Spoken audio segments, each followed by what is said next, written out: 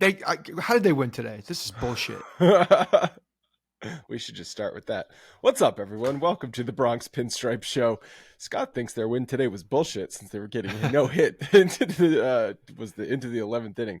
Last episode, Scott, I think we titled it "The Yankees Are Still Alive," kind of, and there was some positivity in that episode for the first time in a while because Jasson Dominguez was exciting, and we were excited about not only watching him for the rest of the season, but the prospect of him being the everyday center fielder next year, and even if we were saying it in jest, the Yankees had a very, very slim shot to still make the playoffs. They were on a little bit of a roll, and the rest of the teams ahead of them were struggling. We're like, maybe there's a glimmer of hope. Well, since then, what happened was the Yankees stopped hitting once again, lost a bunch of games. Jasson Dominguez is out with a torn UCL. And in case you needed another reminder, yes, this is the 2023 Yankees, and they are indeed a dumpster fire. So I think we recorded Thursday morning. Morning. And Carlos Rodon trotted out there to finish off the Detroit series in grand fashion, to take that 5-game win streak that the Yankees had that made us feel good because the kid was there, even though he had a torn UCL very possibly at that moment, unbeknownst to everybody. And Carlos Rodon put up a complete fat piece of shit start again. And goes 3 1/3, I think, 19 runs, 19 hits. The guy has 2 pitches and can't do anything with either one of them. He's terrible. I don't understand. He's so bad, and nothing that I've seen from him on the pitcher's mound in the form of pitching has looked good. And he comes in when the Yankees are finally feeling decent with the kid and everything, and just puts up, talk about a stopper in the opposite way. Just stops the win streak, stops all the good vibes happening that we were really searching for. And then they go out and should have been swept by Milwaukee.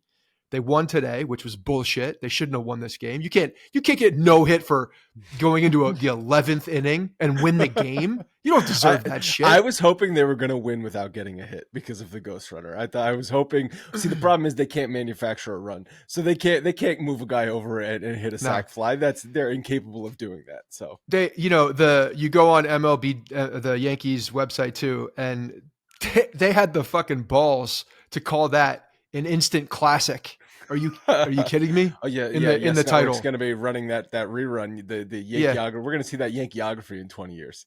Yeah, the day Dominguez was diagnosed, the Yankees had an epic comeback against the Milwaukee Brewers that nobody will remember 48 hours from now.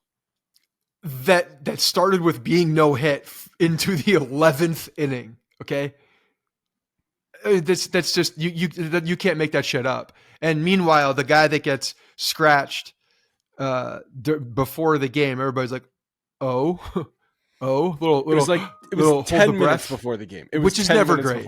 Which is never good. When you get a scratch like that, something happened, and that's what we're finding out was the biggest reason he went to get tested is because he was taking batting practice. He had no power. He couldn't throw with anything. And torn UCL for Jasson Dominguez. I mean, that you can't get worse than that, man. Like that's a kick in the nuts. That's a kick in the nuts for where this team is. And any kind of good things that have happened in the past week.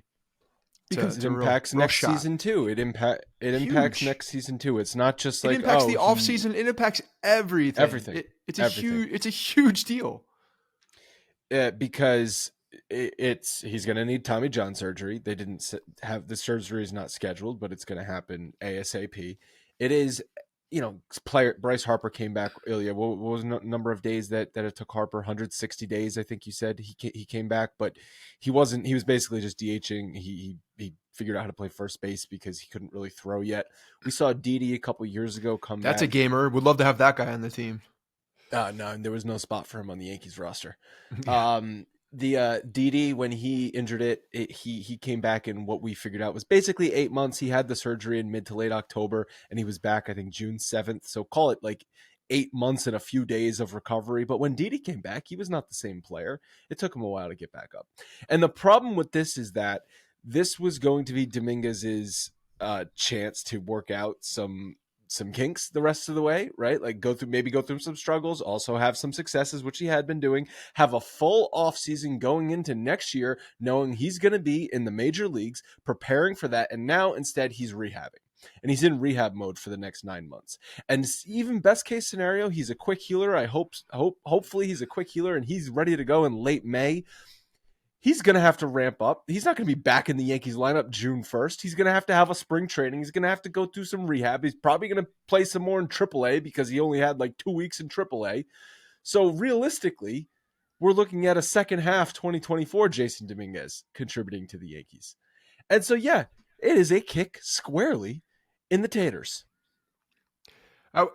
First of all, I would not be surprised if he was well ahead of that rehab schedule, only because of his age. I feel like if we're looking for a positive, a spin zone here, the fact that he's 20 years old is going to help him. He's going to heal faster, most likely. He's going to be able to, hopefully turn that around. So yeah, I have a feeling he'll be back before that. I think you and I had a running bet with when Didi was going to come back. I don't remember who won it, but he did come back sooner than we thought. So I probably won it, knowing and how we both numbers? Usually swing. What were his numbers when he came back? Because he was not very good. Well, again, shortstop is one thing. Dominguez, even with he tore it probably on Wednesday, because I remember that throw that he made to home plate, and my first thought was like, oh, I thought he had a better arm than that. Like, not a great arm. I didn't think anything of it beyond that. Maybe he just didn't get a good grip on the ball. I don't know, but I definitely noticed the throw.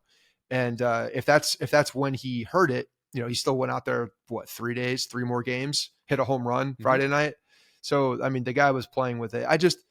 The fact that he's as young as he is definitely is in his favor for recovery. But yeah, the offseason, like, this was such a big deal for him because he was able to figure some things out during the rest of the season here. And then this offseason, that's the biggest thing, is this offseason, he was going to be able to go back to the lab and work on the things and become that much better, because you were able to get a shot. Like, that's what we're looking for, that little sliver of something good from this season. And Dominguez was able to get that. And now he's on the shelf, going to be rehabbing, like you said. So tough, man. It's real tough for him. I feel bad for him. I do, because he came up with such a bang and was playing so well. All the still out there, the Cashman supporters can blame Hal for this, because Hal ordered the call up of the kids, and Right. if he wasn't in the major leagues, maybe this wouldn't have happened. And Yeah. maybe Cashman's sitting there saying, I told you so. Yeah. See, injuries. It's like, just leave it to this Yankee season for this to happen, or really call it any of the last 5-6 seasons for the Yankees on the injury front. Because on the one hand, the guy makes a throw and his UCL pops. That's bad luck, right? Like that's just bad luck. That, in my opinion, is much different than running for a ball and you pull a hamstring because you weren't properly conditioned or you weren't properly stretched out, right? Like those are different types of injuries. But then we hear after the game, so on Wednesday, he felt discomfort. Like you said, he still went out there Thursday, Friday, Saturday and played. And then in Boone's post-game press conference, we were just listening to it. He said he had soreness Sunday in Houston, but didn't really start to feel it until Wednesday on the throw. Now, we don't know if I don't think what Boone meant was he told us on Sunday in Houston that he had some. I saw that he didn't say anything until Wednesday. That's right. That's so he played. Monday was an off day. Tuesday, Wednesday he played. Wednesday is when he really probably injured it, even if he had some soreness in it. And then the next couple of days, he still went out there. So I'm not going to call this a complete mismanagement of the injury by the Yankees. No. I mean, we could, but we could just continue to dump. Why are we giving them the benefit of the doubt at this point? Right. He probably injured it, honestly, on Sunday or Saturday. That's probably when it happened, because from there, he didn't say anything. He was just like, "Oh, my arm, 20 years old. You're just thinking like something dumb." And then Wednesday, you saw what happened. He didn't have the strength in that arm. it wasn't there for the throw apparently. And that's when he said, I gotta say something. So I wouldn't be surprised if we go back, or if we end up circling back to, when it did happen, if it was Saturday or Sunday. Would not surprise me if that were the case. But if he did tell the medical staff on Wednesday, why is he playing Thursday, Friday, Saturday? Say that again. If he did what? If he told them on Wednesday, Yeah. my arm is sore. And I'm sure, like everyone, like you saw that lollipop throw. I'm sure the coaches saw that lollipop throw. Why isn't he getting an MRI on Wednesday night? Yeah, I don't know why he's not getting an MRI. They said he got treatment. So that's maybe and that doesn't what he's change. talking about. That doesn't change the injury, right? Because the injury happened maybe Sunday, got much worse, like full injury on Wednesday. So whether they gave him an MRI on Wednesday night or not, that's not going to change the actual injury. But it just goes back to where are the protocols? Where is just using your head and common sense here? A guy comes to you and says, I feel something. Well, why not do the tests? No, let's just, oh, you're good, kid. Get out there again on Thursday night. You also can't say that it didn't affect what happened. And it's again, man, there's a lot of closed doors conversations that we have no idea about here. But yes, the track record of the way that the Yankees have mishandled certain things leads us to a place where we're like, oh, maybe they didn't do this the correct way. And it's not the biggest stretch because of the history.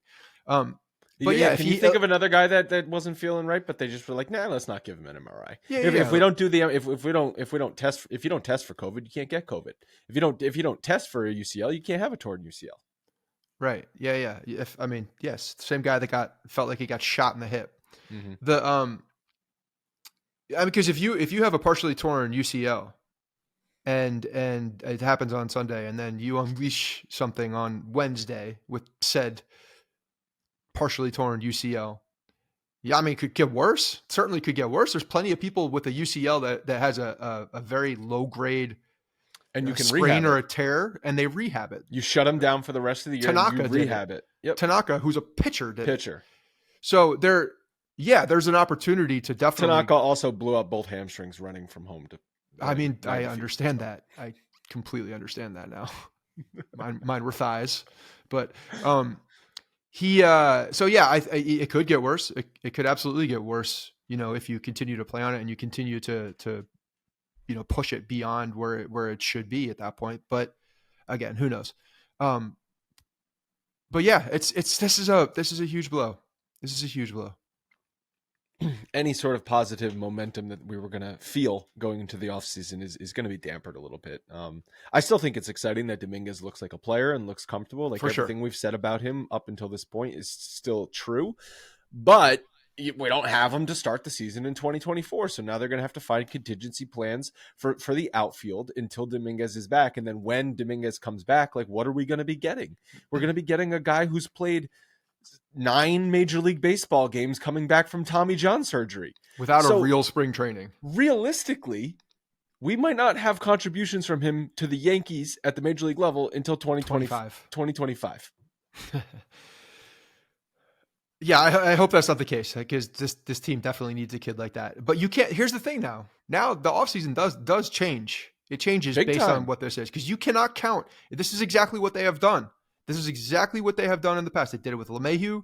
They've done it with Severino. They've done it with many players where they know someone's coming back. They know the timetable. They understand that he's going to be back for the lion's share of the season, and they just kind of, okay, well, that's covered.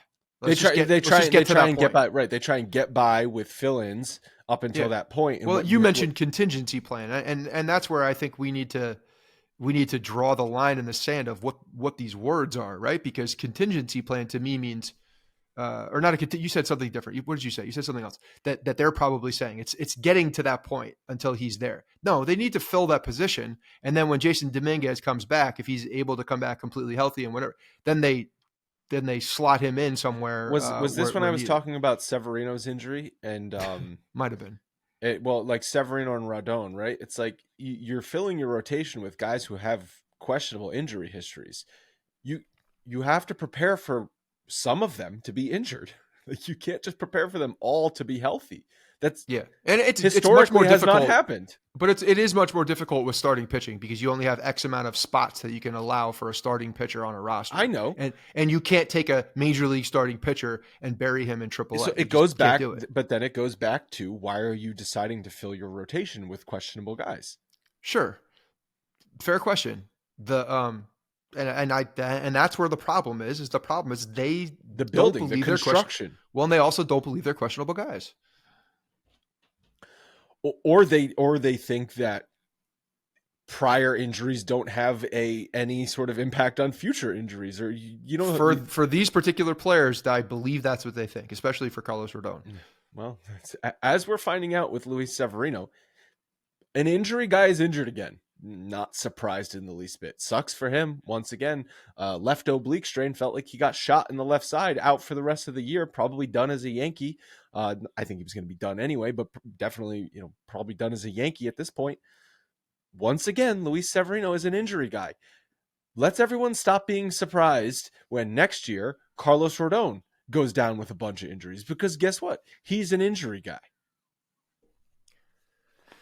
Yeah, Severino, man, that's a tough one for him. Obviously, this guy hasn't been able to find a stretch here where he can actually play a decent amount of baseball. So we even know what he is. We're just going to remember Severino for what could have been. Is the same way we'll remember Gary Sanchez and some of these other guys, but Severino specifically for the injury history. He was just never able to get over the hump after that one really good stretch. I think I saw on Twitter that he made on average 9 appearances a year throughout the length of his contract. That's what they got. That's crazy. What they got for that contract. 9 appearances a year. Yeah. No, that's a bad number. That's a bad number. You mentioned Carlos. The contract wasn't a bad contract for him. No, it was actually pretty cheap. Yeah, was it 10-40? Yeah, with an option for the 5th year at, I think, 15 is what. I mean, that's a really good for 9 starts. Not bad for 9 starts appearances.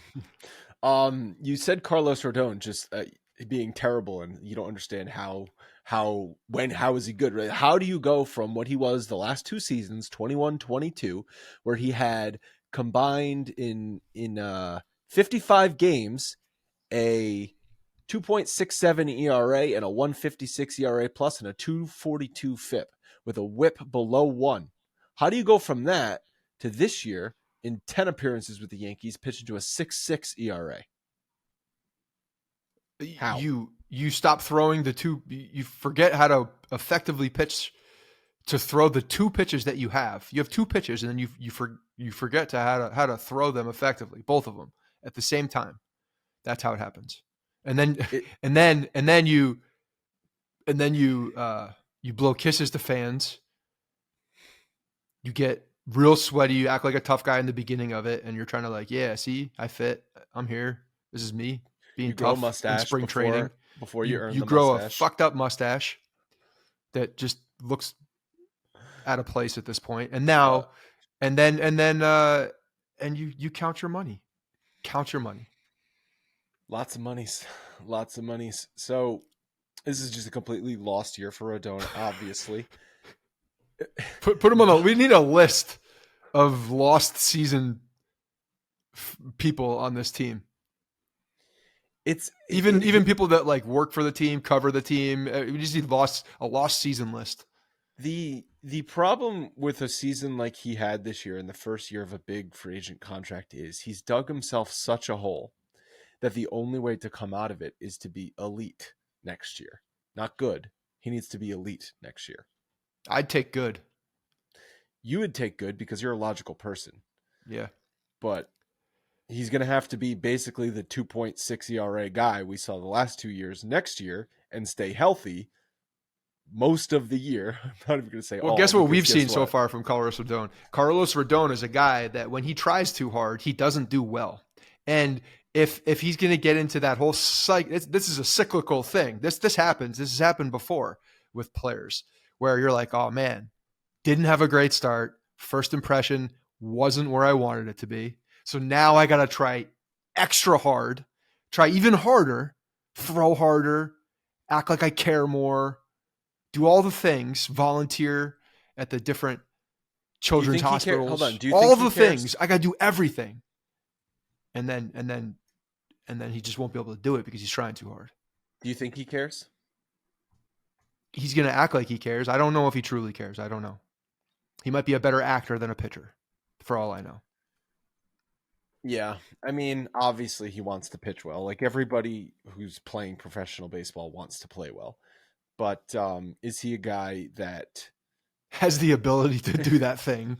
No, but like maybe he should learn a third pitch. I do think some guys. I do think that. You know what I'm saying? That would be a good use of his winter is figuring out a third pitch. I'm just saying, like, you got 2 pitches, okay? A lot of room for error there. Not a lot of room for error there. If you have 2 pitches and one of them's not great one day, well, then you only have 1 pitch, and that's not good. Unless your name is Mariano Rivera, and his name is not Mariano Rivera. Although he may have touched Mariano Rivera on Saturday, and that's as close to that guy as he's ever going to get. Maybe. So what did you think of Old Timers Day and listening to all the Core 4 talk, and Joe Torre was there as well? Did it make you a little sad? Because it made me a little sad watching it.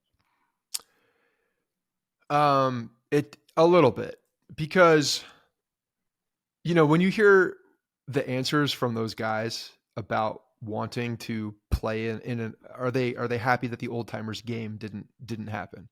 One, I think that is, now that I'm thinking about it, I bet it very well could be, we could find this out much later, but that Derek Jeter wouldn't come back if there was a game, and he's just like, I'm done playing. So if you want me back, just get rid of the game.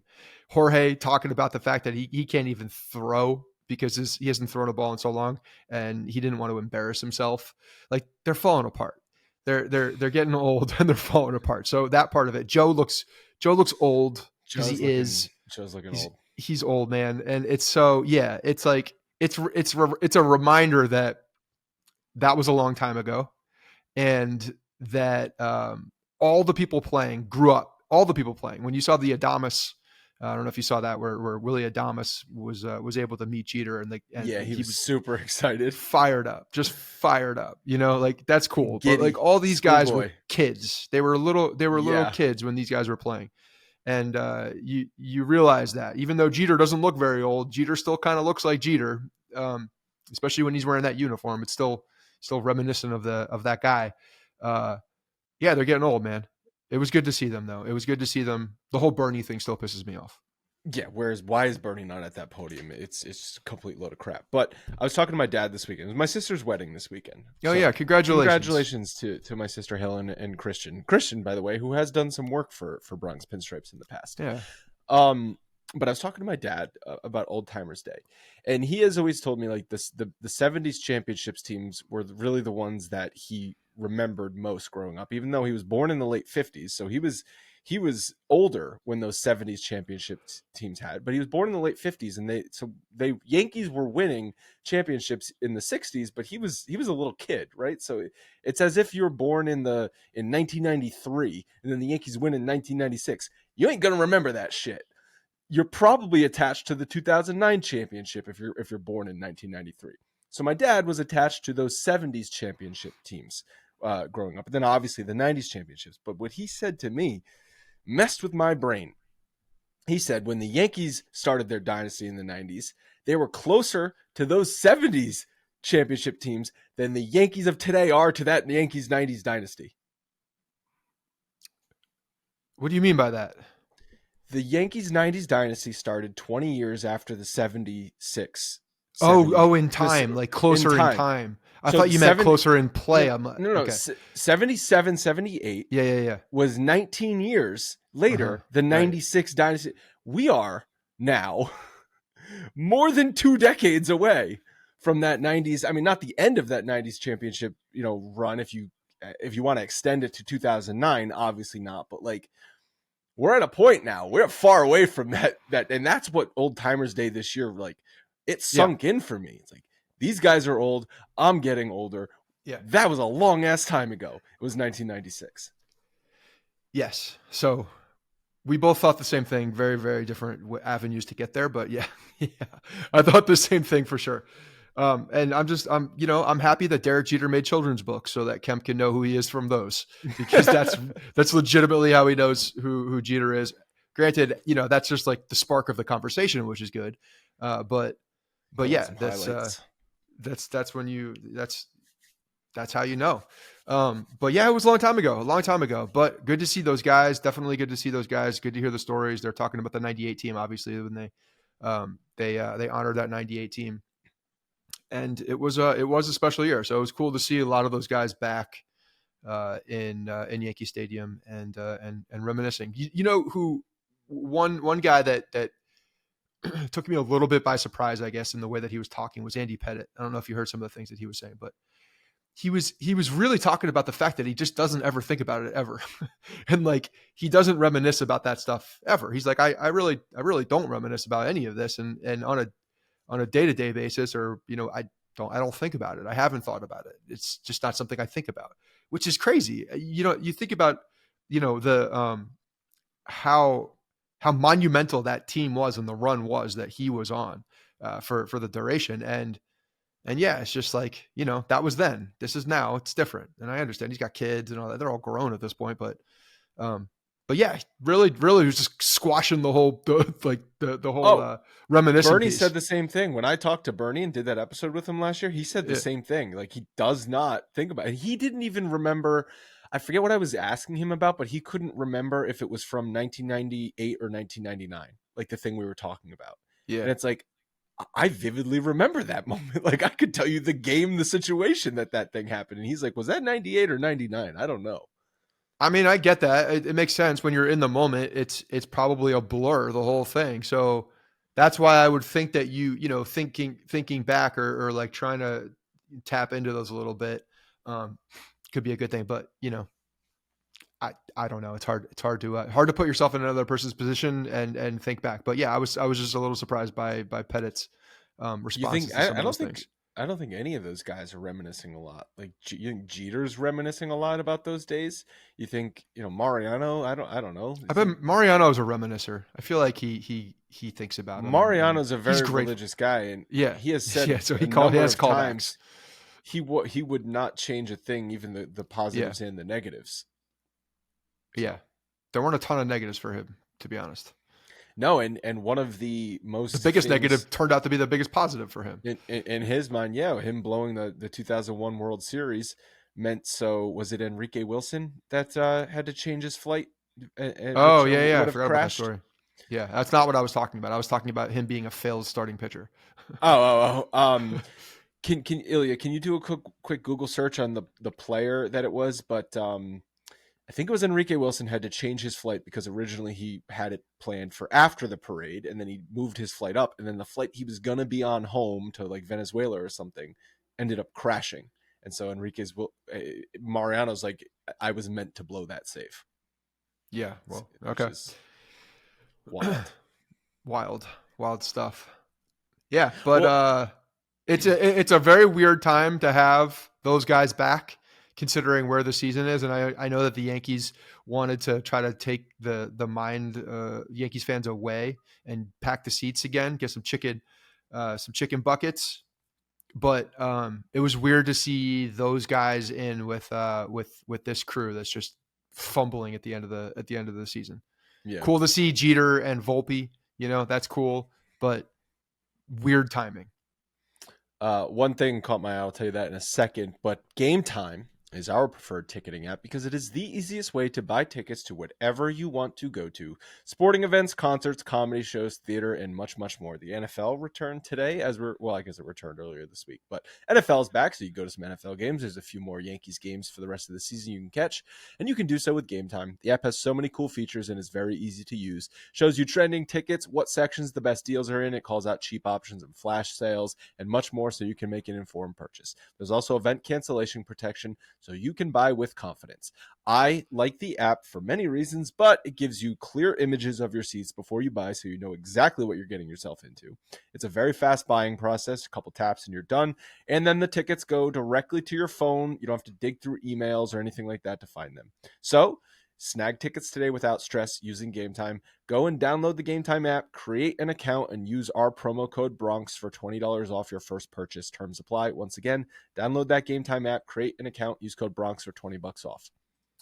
Michael King, who I want to talk about, said he had a good conversation with Andy Pettit after the game, and after the game he pitched in Houston, and Pettit was just sort of talking to him about like mentality of being a starting pitcher, and it just every comment that Michael King is making is like he's really embracing, this hopefully being a starting pitcher role. I mean, I'm sure he's embracing it because cha-ching means more money for him potentially, but I don't know. It's been cool to see because it has been working out. We pulled some numbers on him in his 4 games. I was curious what his pitch mix was, if it was any different as a starter versus a reliever, and it does look like as a starter definitely relying on the sinker more, which makes sense. You're trying to just get more soft contact and get through some innings, especially early in the game, rather than maybe shut down in a messy inning, which he had to do a bunch, or strike people out. As a short reliever, you're probably throwing a little bit harder, more max effort for a shorter period of time.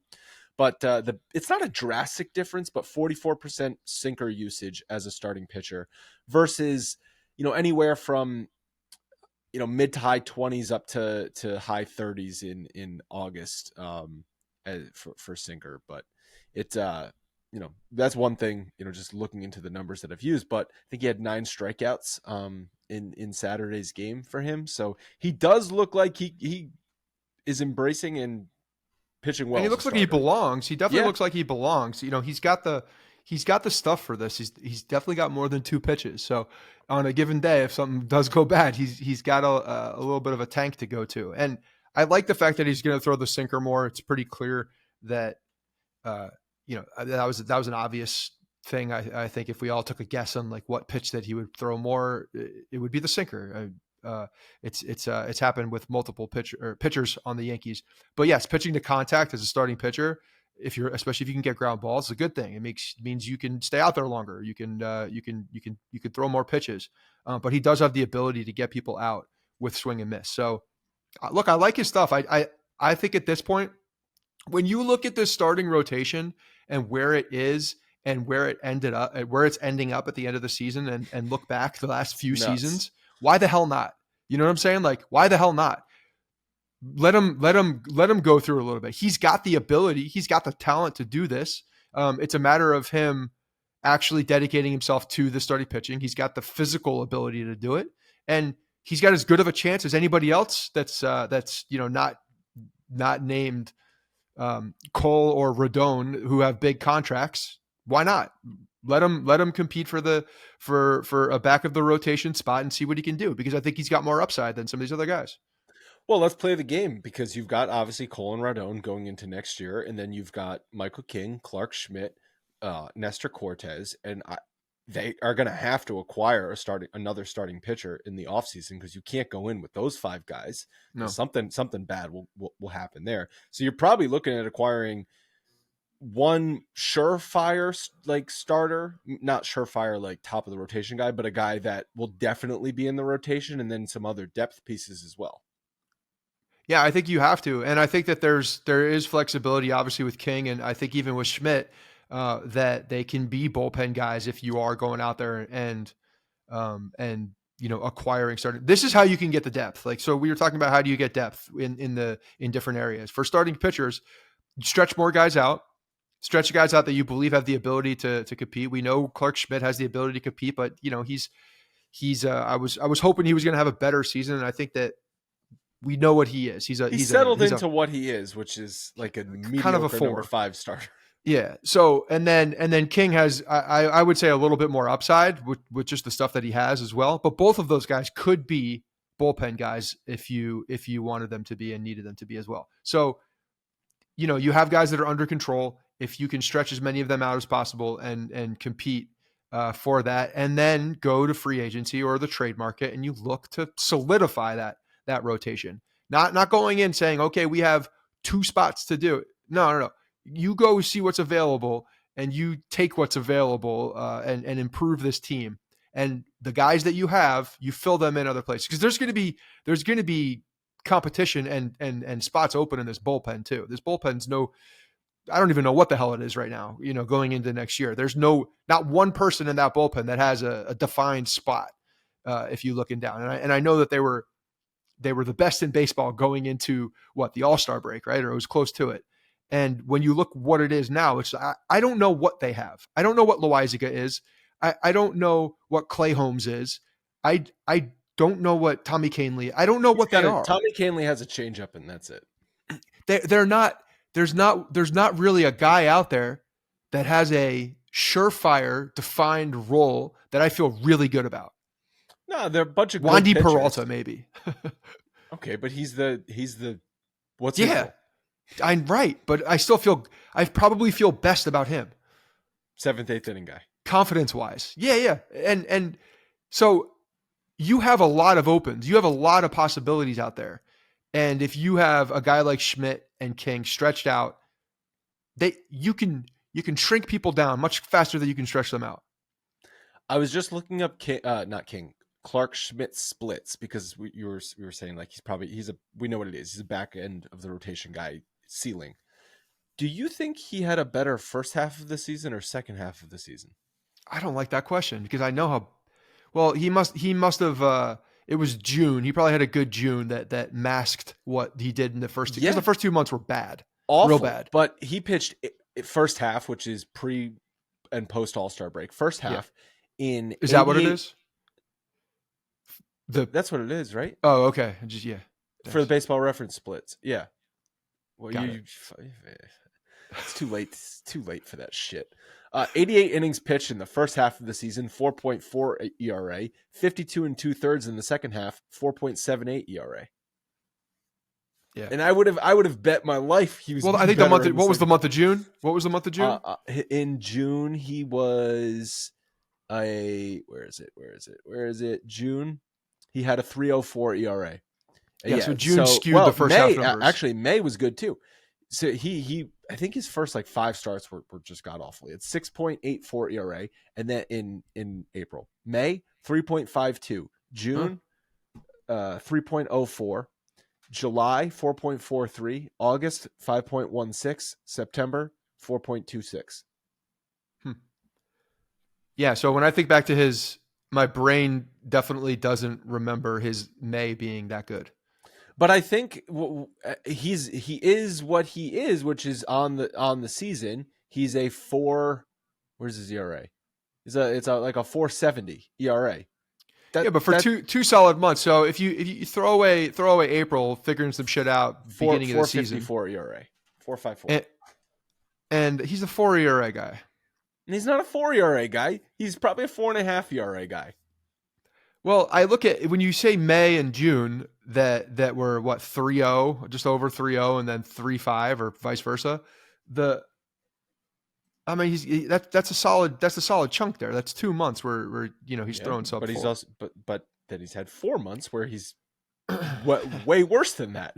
April doesn't count. Okay.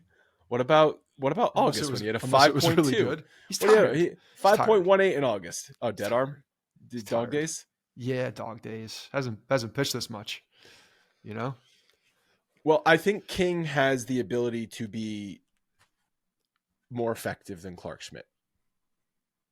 He's got more. Pitcher. I think he's got more upside just because of the way his stuff plays. I think his stuff is He can better. shut a lineup down, and I think he can shut a lineup down more consistently than I think Clark Schmidt can. He's definitely got more swing and miss stuff. There's no doubt.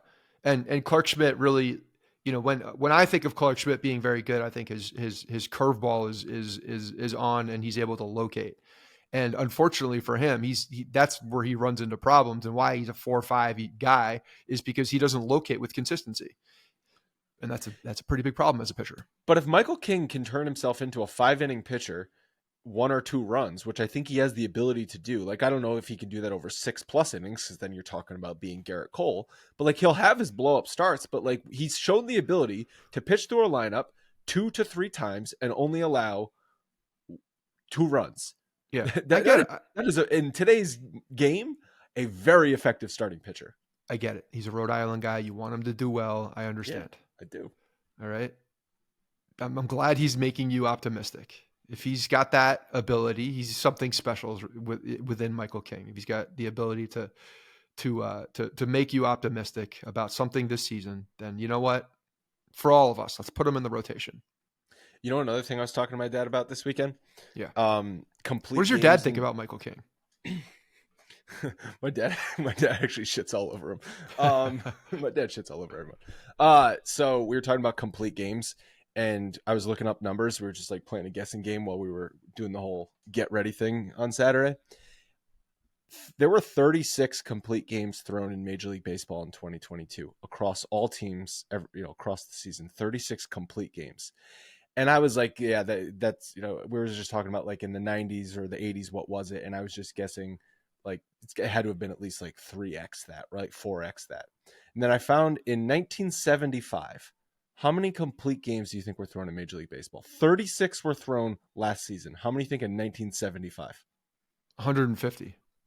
Over 1,000. Whoa, holy shit. Which is basically like 2 or 3 every day. Complete games. And I know it's a long ass time ago, as we discussed, like is a 75 over 1,000. I think it was 1,052 complete games in 1975 in Major League Baseball. 36 last year. God damn. So that's every single night across the 15 games in Major League Baseball, you were going to 2 or 3 teams were going to throw a complete game. Yeah, I mean, middle relievers weren't really a thing. Didn't exist. You had, that just kind of speaks to what expectations will do for you. Whether you're good or not, you're going to throw the amount of innings that you are because we don't have someone to come behind you. So it'd be really interesting actually to take a deeper dive into what year was that? 75. 1975, and understand what the roster construction looked like in 1975, because who's playing? what are those guys doing? It's a completely different game. It's almost like it's comparing apples to oranges. How many active players were in a game? What do you mean? What was the active roster? Was it? There's still 25-man roster. So what the hell are all those bullpen guys doing? Or how many position players do they actually have? Well, I think there was definitely a lot more position players because you did a lot more pinch hitting. You did a lot more substitutions and things like that.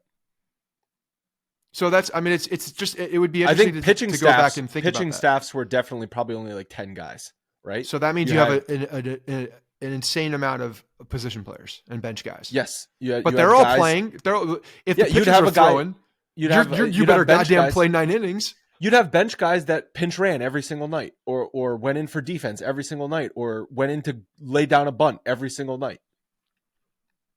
Yeah. Yeah. That's such a difference. I mean, forget how different the game is and how technology has changed the way people throw and hit and run and all that. Just that alone, the fact that, that's still an arm on a human that's going out there and throwing 1,000. Yeah, but they were throwing. They were conditioned better. They were conditioned better for it, but they also were not throwing max effort every single pitch. They were literally just like saving their arm for key moments, and they were content with throwing at 70% effort for a good portion of the game. Yeah, I just think it just, like I said, apples to oranges. It blew me away when I saw over 1,000. I was like, my jaw dropped. Yeah, that's a crazy number. The other crazy number is the amount of times Tony Gwynn struck out. He never struck out. Yeah, I don't know what the number is, but look it up. If you're listening, look up how many times. Look up the season numbers of Tony Gwynn striking out. They're in the single digits. No, but I think the crazier thing was like actual just swings and misses was like under 100 or something like that. Like he just didn't swing and miss. I would love to see you talking about something that can never happen, but would be cool. A guy like that with just insane hand-eye coordination in playing in today's game where there's so many specialists that can throw. I'd be interested to see that. Yeah. All right. Well, anything else you want to talk about before we wrap up?